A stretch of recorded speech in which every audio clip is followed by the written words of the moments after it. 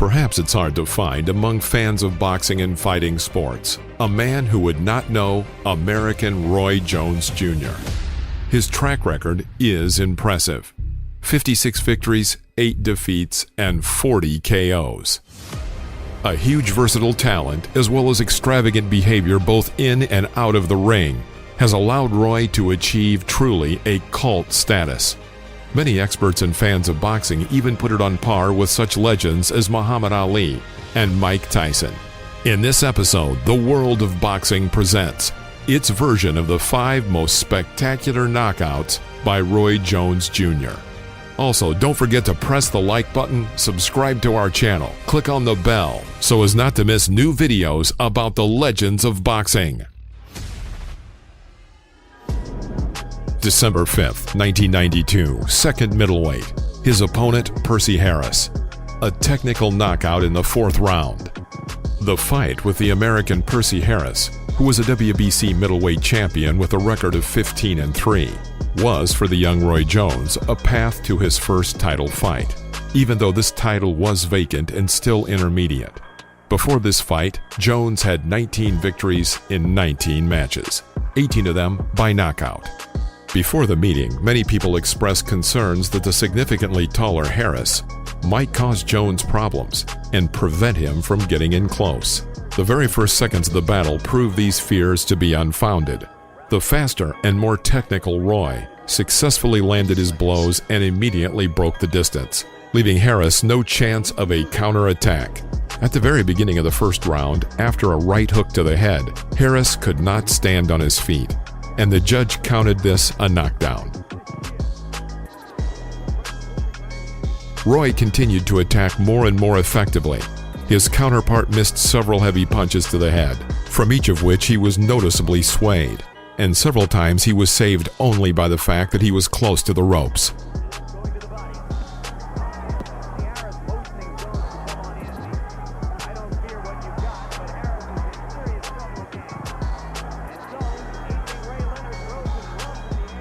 But in the 3rd minute of the first round, he still ended up on the floor for the second time.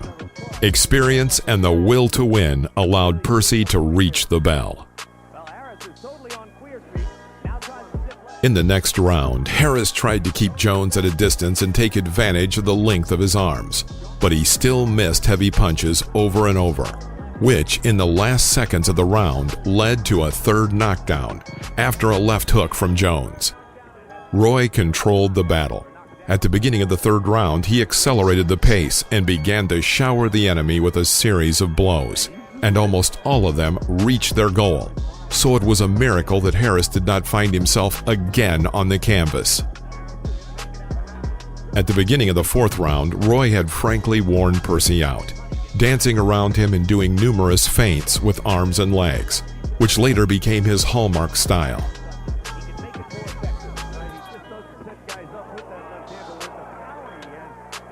Less than 10 seconds before the end of the round, Jones carried out an extremely successful attack, mainly using left hooks to the head. After the final blow, the completely disoriented Harris fell to the floor, and the referee stopped the fight without even counting down the formal 10 seconds. The referee Tony Orlando calls a halt to what was 4 full rounds of sustained punishment meted out to Percy Harris by Roy Jones. Sustained brilliance as well. It was absolutely sustained brilliance. You have to remember that I saw Percy Harris' fight with Lamar Park, who just recently October 4th, 1996. Second middleweight. Roy's opponent, Bryant Brannan. A technical knockout in the 2nd round. The meeting with the undefeated compatriot Brian Brannan, with a record of 16-0, was for Jones the 5th defense of his IBF middleweight champion belt. Roy was already known at the time as a great professional boxer, but the true heyday of his career was still to come. Well, he's holding up about as well as is possible under the circumstances. got hit 2 solid body forearms. Brannan began the battle aggressively, raining down on his opponent with a hail of blows from both hands, but he could not shake or even surprise Roy. Jones successfully defended himself and answered with well-aimed single strikes. But again, guy, wonderful personal turnaround in his life. and in the middle of the first 3 minutes, he took advantage of a split-second hitch in Bryant's defenses. He then went on the attack and sent him to the floor with several side blows to the head. Brannon was able to rise by the count of 6, but was clearly shocked and disoriented. Jones rushed in to finish off the opponent, but Brannon still managed to reach the end of the round. The fact that Brannon was throwing punches, he was getting his that snapping left hook by Roy Jones again. And there it is again. Wobbles Brannon again. Brannon having trouble for the moment, staying on his feet. Lipton watching closely. Jones blinding Brannon with his overwhelming. After the break, the fight resumed and was, contrary to expectations, almost an equal match, with both opponents inflicting a lot of blows. But he's getting hit so much in return. But again, in the middle of the round, Roy's left hook found Brennan's jaw and made him lose his balance. Again, the stubborn challenger found the strength to stand up, only immediately to be pushed into the corner and beaten with both hands. The Trenton crowd can't believe what they're seeing. They were so psyched for the possibility of Bryant putting up a big fight against Roy Jones. And their man is just getting... Seeing that his enemy was completely failing to defend himself, Jones asked the referee if he should stop the fight, but he did not intervene. As a result, after several more blows, Bryant fell into a severe knockout and could not get up from the floor for a very long time. After this battle, Roy decided to rise to the next division, the light heavyweight. Who's the best fighter in the world? No, I don't have to ask that. So he stepped away and looked at Lipton as though he didn't want to hurt Brannon and said... August 7th, 1997, light heavyweight, opponent Montel Griffin. A rematch knockout in the first round. Roy Jones first met with the American fighter Montel Griffin, who had a record of 27-0 in March of 1997.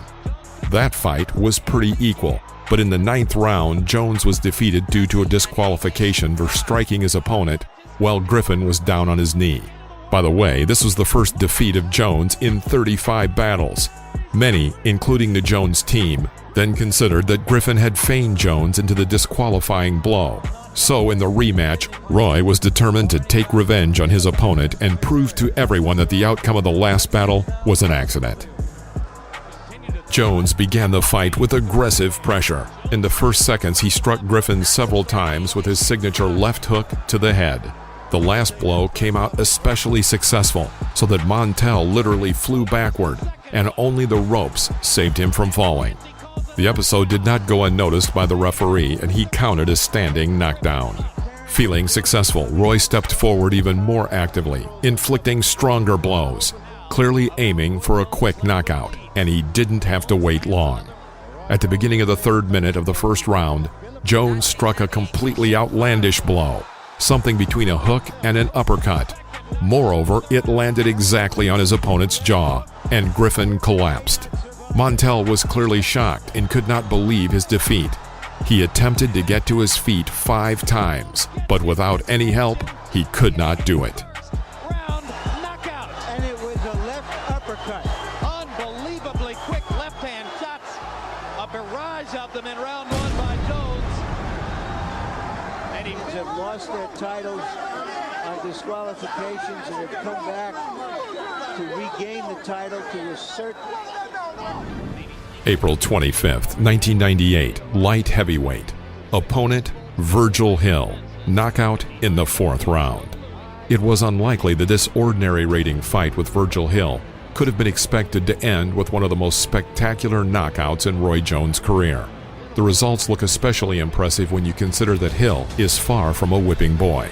Previously, he had won both the IBF and WBA light heavyweight belts and later became a 2-time WBA title holder in the first heavyweight category. In the first rounds, Hill tried to work the first number, throwing long jabs from a distance into the head and body. Jones successfully counterattacked, taking advantage of his reaction and the speed of his hands, and was thus able to land several sensitive blows to the opponent from both hands. However, we must note that at some point, Virgil looked better than his eminent opponent.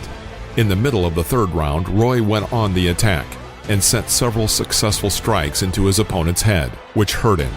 Although Hill, of course, was not shocked, he became noticeably more careful in subsequent episodes of the battle. Right hand by Jones, and I thought that momentarily stunned Hill, who may be getting a little... The beginning of the fourth round went in the same pattern, but at the end of the first minute, Roy struck with a clear right hook to the kidney area, and his opponent fell, writhing in pain.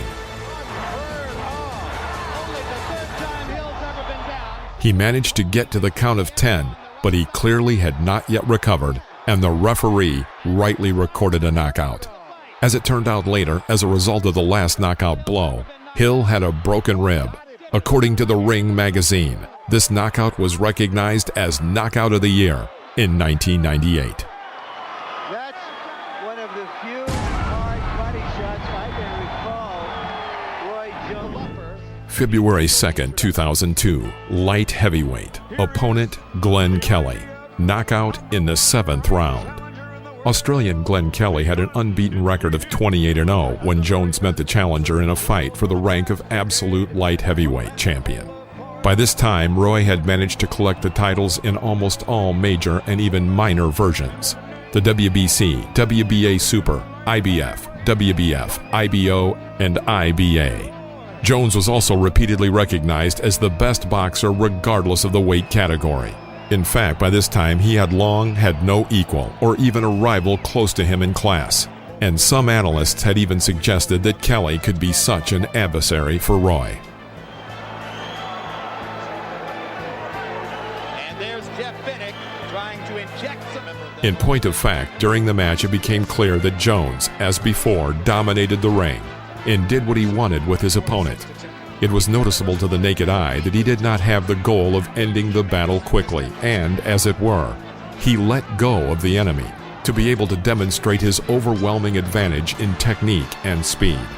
Nevertheless, in the second round after Roy's right hook, Kelly noticeably led the battle. At the end of the third round, Glenn missed a short left uppercut and collapsed forward, but to his credit, he was able to immediately rise.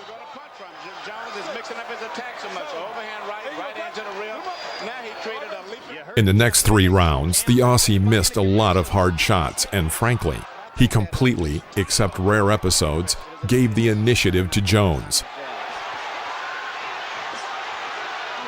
At the end of the 6th round, Jones inflicted an accurate left hook into the liver area, and Kelly fell into his second knockdown.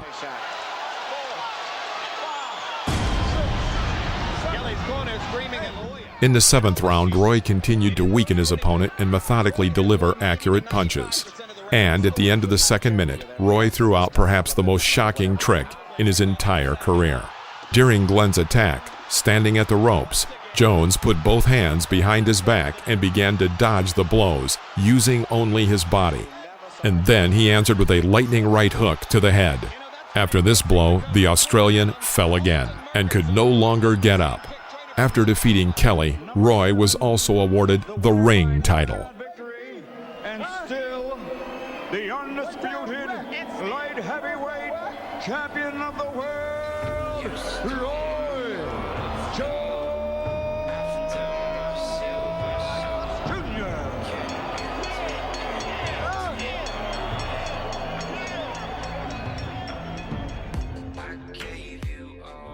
Jr. Thanks for watching. Please press the like button if you enjoyed this video and subscribe to the channel as well. See you soon.